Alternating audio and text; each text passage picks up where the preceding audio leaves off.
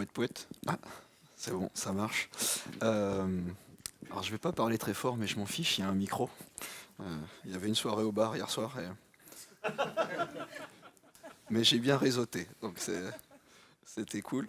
Donc de toute façon, là je parle qu'une minute. J'invite, bon déjà bienvenue, hein, si vous n'êtes pas au courant, vous êtes au Trophée des acteurs du libre, 8e édition. Mais avant de vous expliquer tout un petit peu ce que c'est, j'invite Stéphane, coprésident du CNL, Stéphane Fermigier, pour venir faire une petite intro.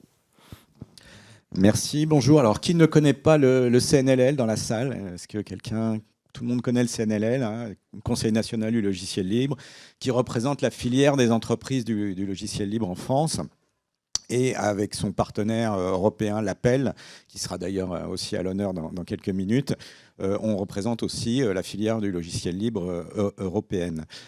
Donc on a plusieurs activités. Il y en a une, c'est essentiellement réagir par rapport à des questions législatives ou autres. Par exemple, récemment, sur le sujet du CIR, hein, du crédit impôt recherche, il a fallu qu'on monte au créneau pour essayer de défendre le CIR dans le cadre de la loi de finances, du projet de loi de finances, ou des sujets autour par exemple, de la réglementation européenne sur la cybersécurité. Alors, il y a quand même un autre aspect qui est aussi fondamental, qui est la promotion de la filière. Et donc, l'événement d'aujourd'hui, qui est la 8e édition, comme ça a déjà été annoncé, hein, des acteurs du libre, il vise à faire la promotion des entreprises et des projets les plus emblématiques de notre filière, de façon à faire rayonner des entreprises dont certaines sont des TPE, parfois aussi des grandes entreprises, mais qui sont emblématiques et qui ont une approche particulièrement remarquable et dont on espère évidemment qu'elle inspirera d'autres initiatives similaires. Donc tout ça, ça fait partie des activités et évidemment, puisqu'on est dans une conférence qui est quand même une conférence business, j'en profite pour inviter toutes les entreprises qui seraient présentes ici et qui ne seraient pas adhérentes d'une façon ou d'une autre au CNLL de nous contacter afin d'envisager une adhésion pour l'année 2025. Est-ce que Pierre, tu veux dire un mot ?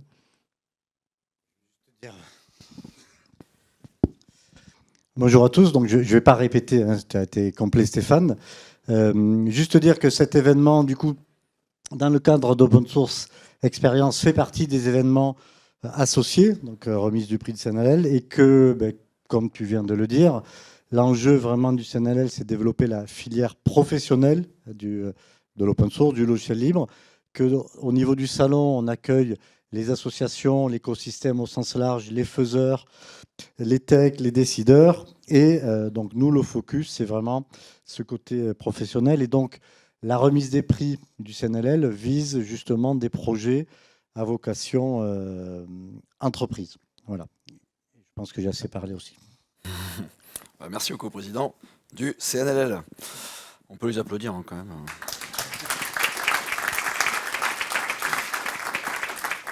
C'est bien parce qu'ils ont dit tout ce que je voulais dire. C'est cool. Alors donc, je rappelle, hein, c'est un trophée organisé par le CNLL en collaboration avec Systématique et pour la catégorie Europe en collaboration avec l'Appel. Et oui, et donc le point qui n'a pas été mentionné, donc ces trophées, enfin, si vous êtes des professionnels, c'est fait pour vous, pour vos structures. Donc l'année prochaine, pensez à postuler. Voilà.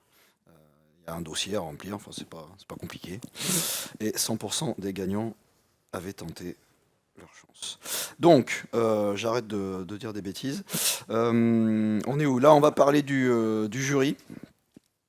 C'est bon, on change les transparents pour moi, j'ai vraiment rien à faire, c'est pratique. Donc, je tiens à remercier tous les membres du jury. Alors, je ne vais pas tous les présenter, ils ont des super photos là.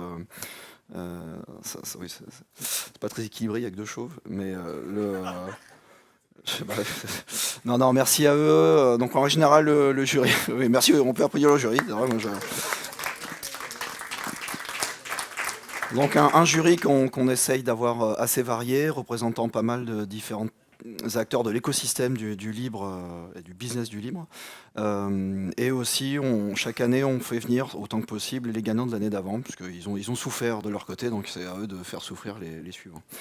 Donc vous avez aussi la liste des nominés. On avait 18 nominés sur les 6 catégories cette année, que ce soit aussi bien des grands groupes que des petites structures. Et je pense que, à moins que j'ai fait une bêtise dans le petit fil rouge, on peut du coup inviter pour la première catégorie, j'invite Sébastien Dino, CS Group, qui va venir remettre le prix de la meilleure stratégie open source. Bonjour à tous. Je suis ravi d'avoir le plaisir, après avoir gagné ce prix l'année dernière, de le remettre cette année. Et le gagnant est RTE, donc j'invite les représentants de RTE à venir sur scène. Alors, félicitations messieurs. Je suis vraiment ravi de vous remettre ce prix parce que je connaissais un petit peu l'action de RTE, mais à travers leur dossier, j'ai découvert l'action d'ensemble, la dimension structurante de votre stratégie et franchement, j'ai été épaté. Et je suis ravi que vous ayez candidaté en 2024 et pas en 2023, parce que sinon, je ne suis pas sûr qu'on aurait eu le prix en 2023. Donc, très bonne idée de candidater en 2024. Bravo. Le petit serrage de main et la photo. Là. Ouais. Ouais, non. Ah. Venez là pour la photo. Là. Ah, oui, ouais. Oh, ça fait très open source hein, avec le... Encore plus ici, encore plus ici.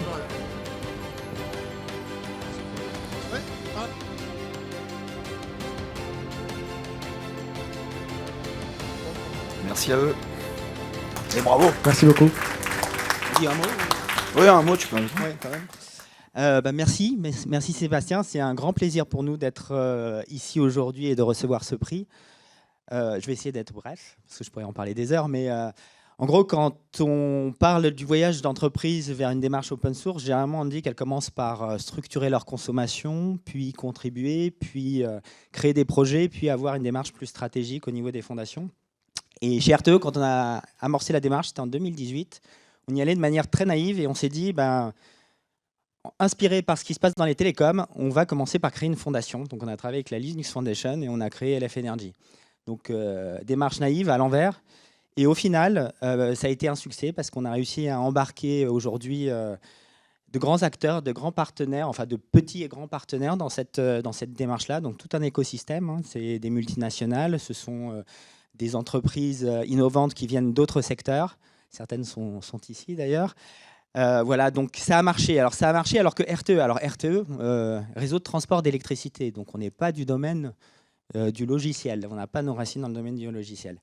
Et ça a marché, c'est grâce à la magie de l'open source, le fait qu'on s'appuie sur qu'on est sur les épaules de géants, d'autres secteurs qui nous ont onboardé, qui nous ont appris les bonnes pratiques. Et donc du coup une approche très start soon et learn fast qui a montré ses fruits. Donc si j'ai peut-être un message aujourd'hui, c'est que j'espère que notre expérience montrera que les utilisateurs de technologies logicielles, les consommateurs, les clients finaux, peuvent avoir un rôle à jouer dans les stratégies open source et que ça sert grandement finalement à l'efficacité de nos feuilles de route logicielles. Voilà. Merci beaucoup Lucian et je voulais profiter déjà, merci beaucoup de nous avoir nominés et puis je voulais partager les leçons apprises ces 5 dernières années sur cette stratégie open source. Je voulais partager en 3 points. Le premier, c'est que quand vous êtes une verticale industrielle et que vous n'êtes pas un pure player de l'IT for IT, c'est bien de structurer son écosystème open source et quoi de mieux qu'une fondation pour le faire. Donc ça, c'est un premier message, une première leçon apprise. Une deuxième, c'est un study tour que nous avons fait en 2018, que Lucian a organisé pour quelques membres dont j'ai eu la chance de faire partie à RTE, qui nous a appris à changer notre culture au sens de il faut faire quelque chose de parfait avant de le délivrer, de le montrer aux autres. En l'occurrence, release early, fast, et never stop to improve. Donc, vous avez traduit ça très, très bien en français, mais il faut se l'appliquer à soi dans un groupe franco-français ou européen. C'est important d'avoir ce changement. Et puis, le dernier, c'est d'apprendre aussi à échouer vite. C'est important de dire, voilà, on tente, mais par ailleurs, ça n'a pas marché, il n'y a pas de souci. Et puis, le dernier point, c'est que le produit, donc vous le savez, hein, dans l'open source, c'est la communauté. Et merci beaucoup pour ce témoignage qui vient de Sébastien sur cette communauté qui est le cœur du sujet. Mais en fait, au cœur de la communauté, il y a un produit. Et en fait, le respect de ce produit soude énormément la communauté. Donc le fait de respecter, un peu comme un ouvrage, un chef-d'œuvre, une cathédrale, pour ne pas reprendre l'actualité, c'est important d'avoir cette posture dans une communauté pour qu'elle puisse continuer de croître et de créer des projets, des communs qu'on va qualifier de never-ending project et qui vont continuer leur vie au travers de l'open source. Voilà les 3 grandes leçons que je voulais vous partager. Merci. Merci à vous. Alors, on va enchaîner. Donc, alors on en est où là? J'invite donc, pour la deuxième prix, Catherine Tilou de Machina Corpus. Oui, t'es pas venu par erreur. Pour le prix du développement Bonjour, commercial. ancienne lauréate d'ailleurs, je crois 2 fois, alors je peux le dire, une fois prix de l'entreprise en tant que Machina Corpus, puis l'année dernière avec le Parc National des Écrins sur un logiciel libre qui s'appelle Geotrek. Donc je crois qu'on peut être plusieurs fois gagnant, non? C'est ça? Donc vous pouvez revenir, ceux qui ont déjà eu le prix, vous pouvez revenir. Donc le jury a décidé que le prix du développement commercial serait donné à Quantstack. Voilà. Alors moi qui suis chez Machina Corpus, très grands utilisateurs de Jupyter, moi ça me fait très très très plaisir. Ça me fait très plaisir de voir les petits Français qui bossent sur Jupyter, voilà. Et donc le jury a apprécié donc société éditeur de logiciels dans le domaine du scientifique, forte croissance. Je crois qu'on a doté plus de 25% par an. Le jury a apprécié une forte cohérence entre votre modèle d'affaires et votre engagement communautaire fort, voilà. Votre participation dans ces communautés, dans leurs événements. Et donc voilà, bravo. Merci. J'ai amené les antisèches pour dire quelque chose. Est-ce que c'est autorisé? Oui. Merci d'honorer, au nom de toute l'équipe, merci d'honorer Quantstack. Donc il y a 8 ans, à la fondation de Quantstack, on avait un objectif très simple qui n'était pas très ambitieux finalement. C'était de continuer en tant que développeur mon engagement dans le développement du projet Jupyter et dans sa communauté. Et on n'avait pas encore du tout de stratégie commerciale, et certainement pas une stratégie commerciale qui aurait mérité un prix, puisqu'on n'avait pas de site web. Il n'y avait aucune stratégie délibérée, et très vite, on a eu énormément de business qui simplement nous est arrivé vers nous, parce que les gens m'ont contacté directement en tant que contributeur, parce qu'ils cherchaient des gens, il y avait une explosion de ce projet, et il y avait une énorme recherche de compétences, de gens qui pouvaient les aider à développer ce projet. Et aujourd'hui, donc finalement, on a décidé d'avoir une démarche un petit peu plus délibérée vers un développement commercial. Et aujourd'hui, Quantstack, c'est un éditeur de logiciels open source qui compte donc 28 développeurs à plein temps, contribuent à plein temps à du logiciel libre, dans 5 pays. Donc à peu près la moitié de ces développeurs sont en Allemagne, mais en France, mais aussi quelques développeurs en Allemagne, Autriche, Espagne et Royaume-Uni. Et un impact mondial, parce que les logiciels qui sont développés, ce n'est pas seulement Jupyter, c'est aussi CondaForge, Apache Arrow, Mamba. Et chacun de ces logiciels est adopté à une échelle très grande dans le monde entier, avec des dizaines de millions de téléchargements par mois, parfois des centaines de millions pour certains d'entre eux. Donc voilà, pourquoi l'open source pour nous? Et ce n'est pas une question d'idéologie. Je pense que en particulier dans le domaine des sciences, pour moi, il y a vraiment une raison qui est très importante. C'est qu'il y aurait une contradiction énorme pour un scientifique, un biologiste ou un physicien de devoir essayer de comprendre le monde sans comprendre les outils, sans avoir le droit de comprendre les outils qu'il utilise pour le faire.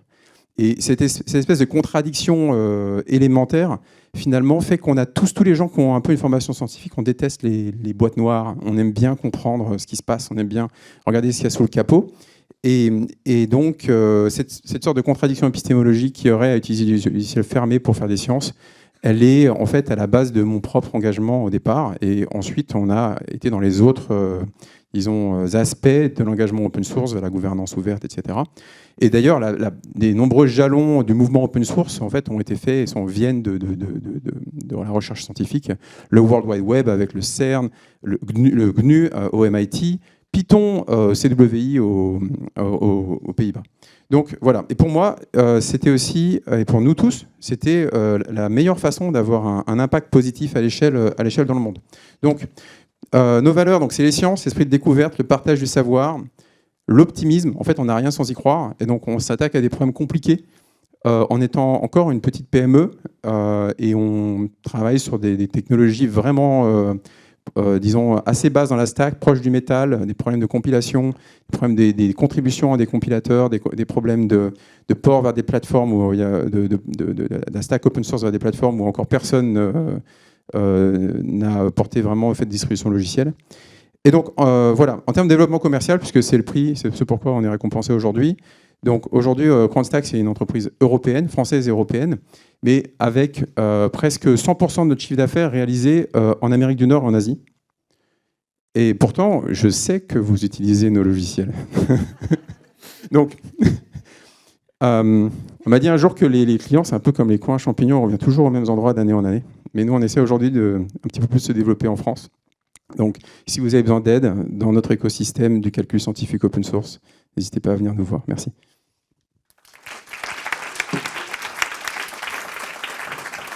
Il y a la petite photo.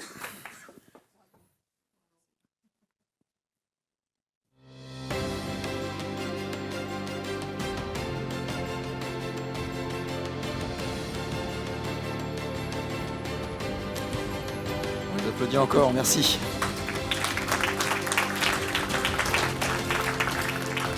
Alors, pour être sûr que je ne me plante pas dans le suivant, je veux bien le transparent qui suit.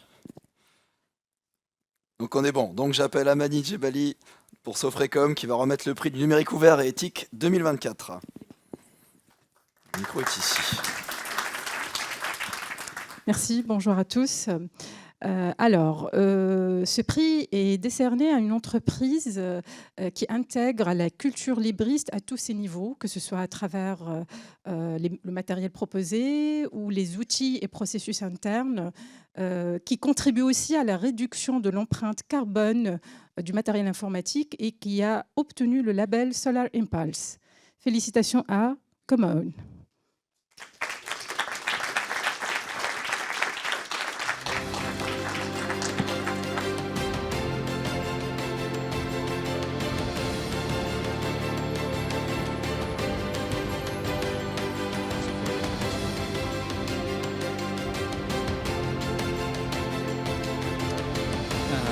Merci beaucoup. Alors, ah oui, une photo d'abord, ça.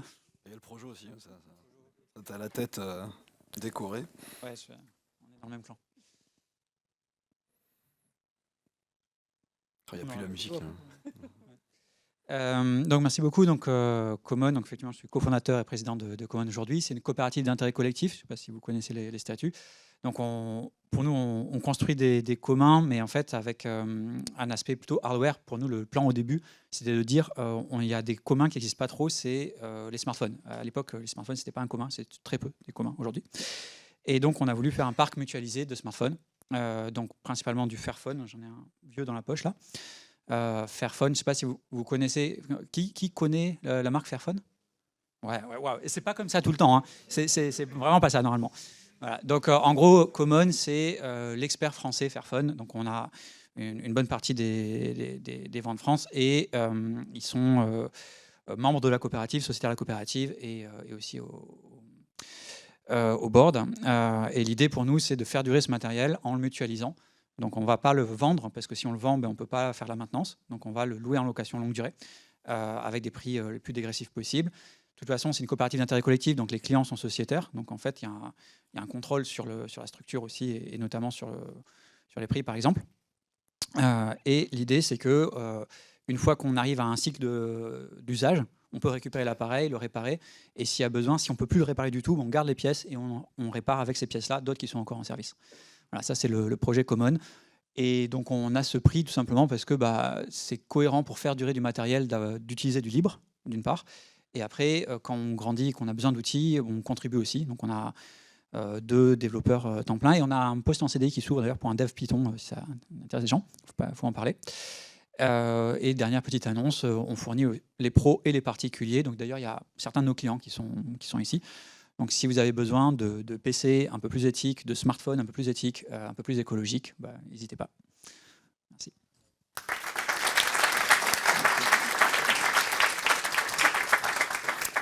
Félicitations. Ça va, vous êtes bien? Donc, là c'est le transparent déjà prêt, là c'est super. Donc j'appelle Yann Echel de probable.ai. .ai ou .ai en fait, jamais.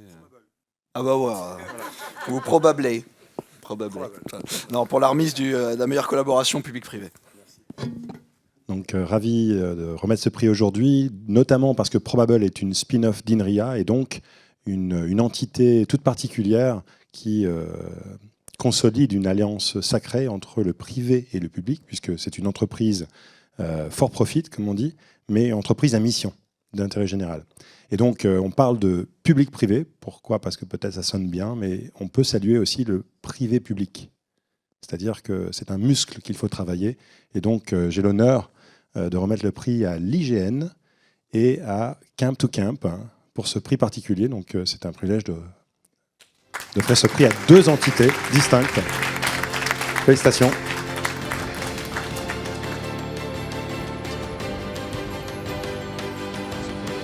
C'est bon, là, je suis dans le... Pardon. C'est bon, je suis dans le... C'est bon? Nickel. Le public. Le privé. Le privé. Voilà. Désolé, on n'a rien préparé. Non, tout ça pour dire que, en fait, on travaille avec Camp to Camp, mais pas que, je vous expliquerai après, sur carte.gouv.fr, qui est le service public des cartes et des données du territoire. Alors, qu'est-ce que ça veut dire par là? C'est que toutes données qu'on produit sur le territoire, que ce soit l'IGN ou d'autres, eh ben, pourront être diffusées au travers de la géoplateforme et découvrables au travers de carte.gouv.fr. Et quand je parle de découvrable, ça veut dire que derrière, tout un chacun pourra le réutiliser dans des produits à valeur ajoutée, donc des smartphones, enfin des applications dans des smartphones, ou pour leur travail, aménagement du territoire, gestion des risques naturels, etc. Et pour découvrir tout ça, il nous faut un catalogue, et ce catalogue, on s'est basé sur la solution communautaire, n'oublions pas communautaire, open source, qui est GeoNetwork UI et qui se décline en une interface, le Data Hub. Je te passe la parole. On avait préparé. Oui, du coup, moi je représente le privé, enfin la partie privée. Et pour nous, ce qui est important en tant qu'entreprise engagée dans l'open source, c'est vraiment de faire partie du cœur de décision des solutions. On parle de GeoNetwork, c'est une solution qui a plus de 20 ans, donc c'est une communauté qui a plus de 20 ans. Et notre rôle, c'est pour pouvoir faire de la meilleure intégration et du meilleur développement, c'est faire partie des comités de décision pour apporter de l'innovation et une vision. Et c'est ce qu'on a fait au niveau de Data Hub. Donc, il a 20 ans le projet, donc on a voulu un peu dépoussiérer les usages et on s'est concentré sur vraiment l'expérience utilisateur, les usages, puisqu'on parle de métadonnées, d'open data et de données géographiques. Donc, pour nous, ce qui était important, c'était de mettre l'utilisateur au milieu, lui permettre de trouver facilement les données et surtout mettre la donnée au milieu pour pouvoir l'exploiter et en tirer des usages. Et enfin, du coup, par rapport à l'aspect communautaire de GeoNetwork, pour nous, c'est effectivement une grande gratification d'avoir des instituts comme l'IGN qui s'intéressent à nos travaux et qui viennent collaborer. C'est un gage de confiance, de reconnaissance et surtout, ça tend vers des collaborations vertueuses du monde de l'open source qui permet de développer ces produits innovants et de les fournir à tout un chacun. Donc merci à l'IGN. De rien.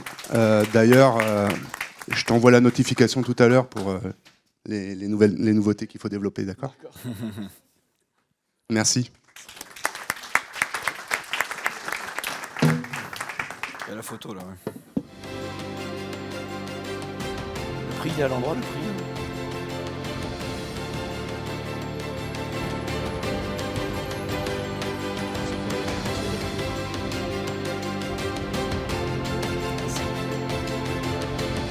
Alors, il nous reste 2 prix. So it's time to switch to English. L'accent et tout. So for the European category, which is done together with Apple. So as a reminder, well, Apple is the equivalent of CNL, but at the European level. Okay. I'm calling Timo and Frank. So Timo. I never pronounce your last name, actually. I have no clue. So it's Timo, from the equivalent of CNLL in Finland, COS. Yes. And Frank, the winner of last year, from Nextcloud.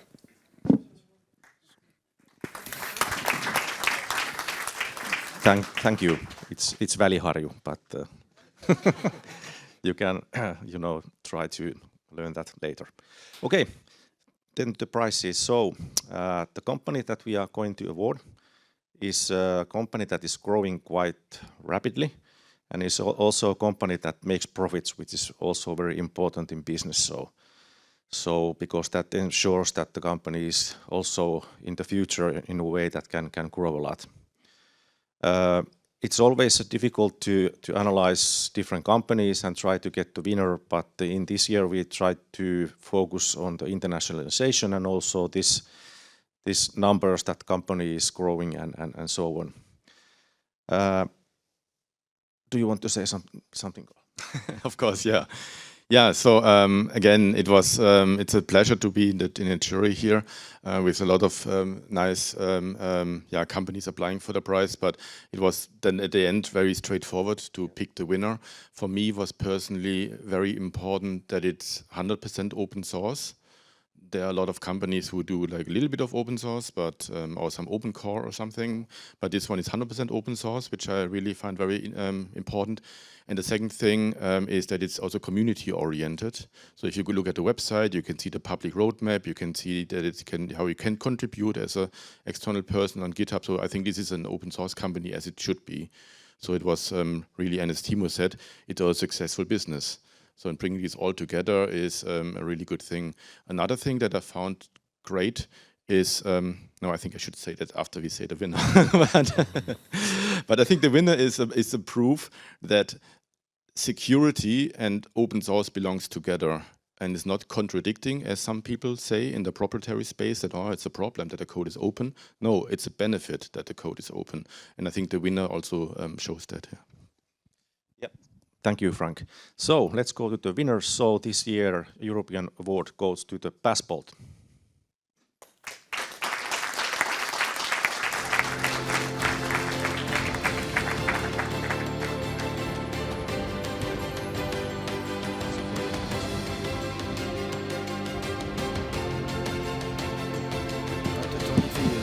Turn around the trophy. No, the letters, it's, oh, yeah.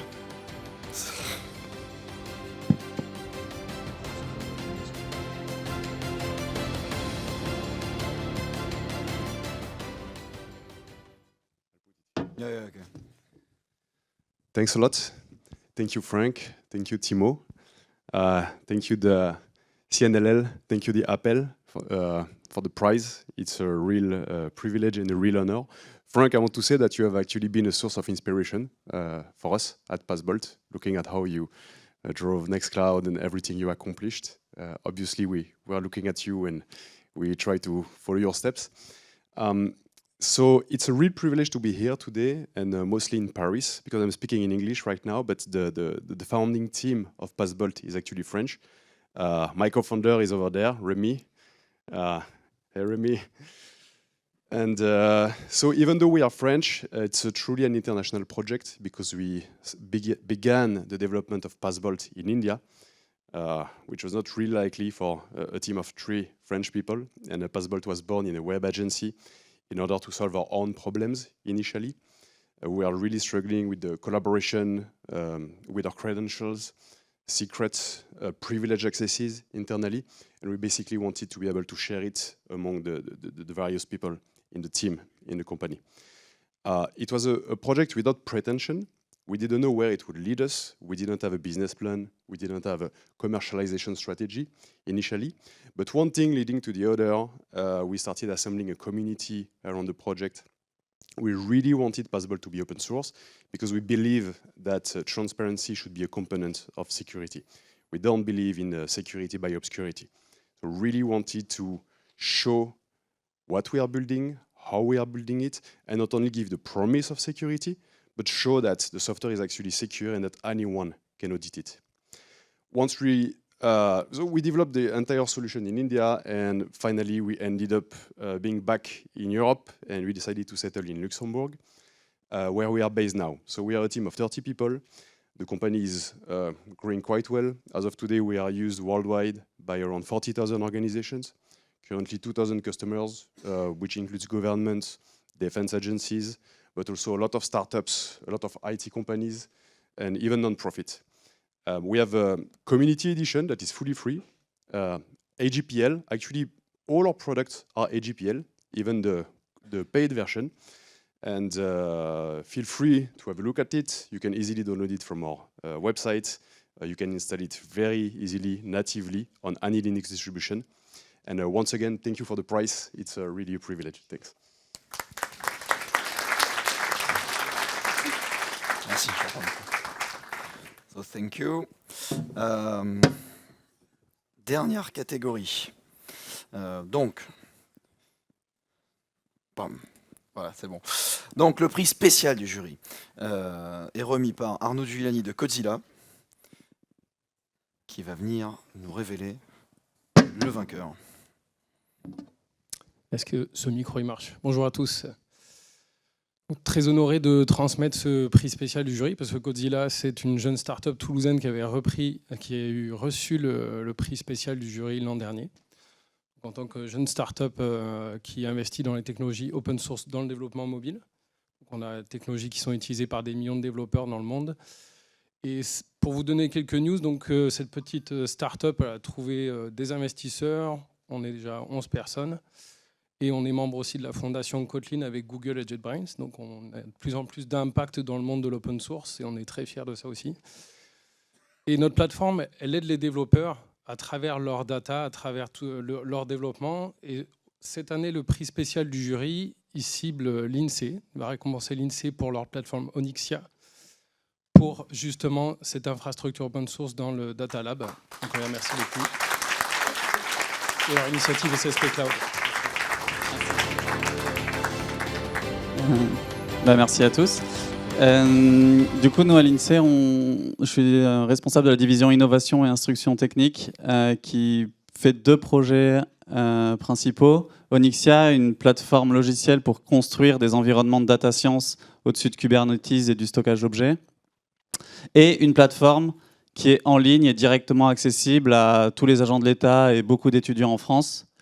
À ce propos, ça me fait penser un peu à ce qui a été dit dans la première présentation de RTE, parce qu'on a vraiment développé un produit open source en même temps qu'une plateforme, donc on était vraiment en mesure, on l'a déployé je crois en 7 jours, la première version, alors c'était très naïf au début, mais au moins on était dans cette stratégie-là. Du coup, on est très honoré de recevoir ce prix. C'est un projet maintenant qui est installé dans beaucoup d'endroits dans le monde, et nos principaux partenaires, c'est l'Institut statistique de Norvège. On était à Oslo il y a 2 semaines. Du coup, on reçoit un peu ce prix au nom de toute cette communauté qui travaille sur le projet. Ça récompense aussi les efforts de l'INSEE dans l'open source, et notamment, je reviens sur Kantstack, puisqu'on avait participé grâce à Kantstack, et Sylvain qui a reçu un prix il y a quelques minutes, sur la partie accessibilité de Jupyter, puisque évidemment Onyxia lance des environnements de data science, et en l'occurrence beaucoup de Jupyter, puisque c'est un des outils les plus utilisés par nos agents. Donc on a contribué à l'accessibilité de ces environnements-là. Je dois aussi remercier évidemment l'INSEE pour la chance qu'on a de pouvoir travailler sur de l'open source et des plateformes gratuites et ouvertes, et en particulier Jean Séverin-Ler, qui est le DSI de l'INSEE, et qui est un grand sponsor de l'open source depuis des années dans l'administration. Je voudrais remercier aussi la DINUM, en particulier CodeGouv et toute l'animation autour de l'open source dans l'administration, donc en particulier avec Blue Hat, la communauté. Donc il y a un stand de l'État sur le salon, donc je vous invite à y aller, c'est sympa. Il y a aussi des travaux, notamment le SIL, qui permet en fait à toutes les administrations de référencer les utilisateurs de l'open source, donc les référents, ce qui permet de savoir qui dans l'administration ou pas utilise de l'open source. Et aussi, il y a la liste awesome des projets de l'État qui sont à fort potentiel de réutilisation, dont Onyxia fait partie. Donc ça, c'est des projets assez sympas. Et enfin, dans les derniers remerciements, c'est le TOSIT. C'est une association de grands groupes, tous utilisateurs de l'open source, dans lequel on a des discussions. Il y a un stand du TOSIT ici aussi. Et nous, on travaille particulièrement dans le groupe de travail sur la data. Et je pense que sans toutes ces discussions, Onyxia ne serait pas aujourd'hui le produit qu'il est. Donc merci à eux.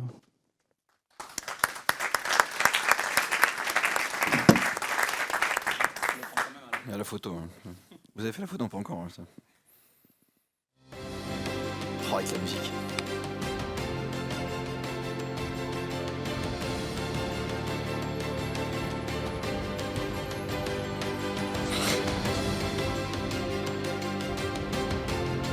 Merci. Merci. Alors du coup, restez sur scène parce on appelle tous les gagnants. C'était la dernière catégorie, mais restez tous là. All the jury members are invited again for the big group picture. Donc, tous les membres du jury. Ah, tu restes. Ouais. Donc n'oubliez pas, tout le monde, de vous inscrire au cluster régional dont vous dépendez. Si vous serez automatiquement du coup au CNLL et du coup à l'appel. Et pensez à candidater l'année prochaine.